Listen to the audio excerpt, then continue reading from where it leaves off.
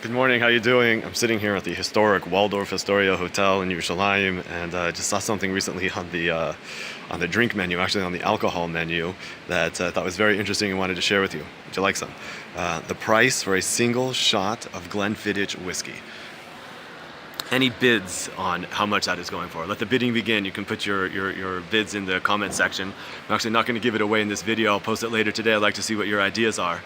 But after seeing this price, I was just thinking, how did they come to that price? What made this price? Is it the prestige of the Waldorf Astoria? Hamakum Garam, we're in a very fancy hotel, so they can price things as they wish and they can give things a very, very exaggerated price? Or is it actually that there's something very, very special and unique and delicious about a 40-year-old Glenfiddich? And if that's true, then we are learning something very, very important about how time affects, attributes, assists the value of a product.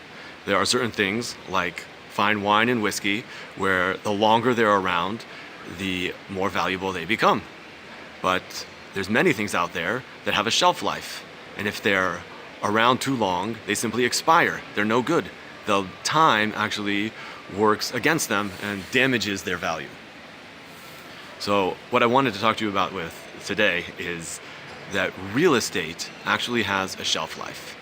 Properties that are on the market too long, so their market value actually is affected and can be damaged by this. And the main thing that causes properties to have a damaged market value, their obstacle to the sale, what keeps them on the shelf, so to speak, too long, is that they've been overpriced by the seller.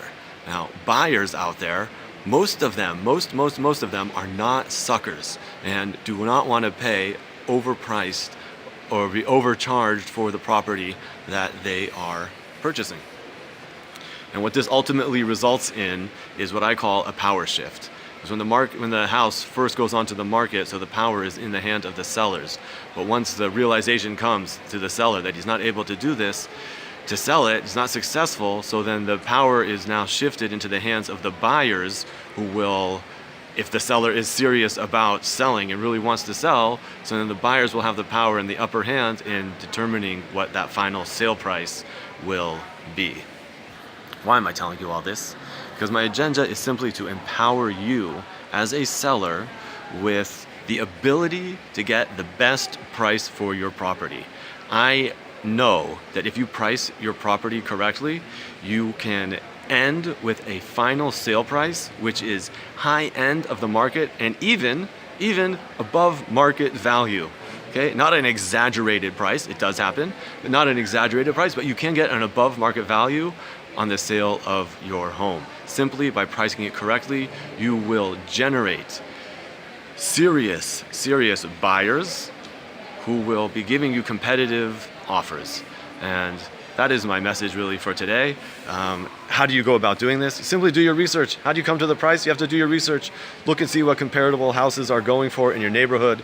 Pick up the phone, call a real estate agent, one that you trust, who you know is an expert in your neighborhood. If you don't know how to find them, you can contact me and I will help you find them. It should be a pleasure to help you in any way. Any real estate questions that you have, please ask me. It's been a pleasure. I look forward to helping you, and I wish everybody a Hanukkah Sameach, and as always, it's been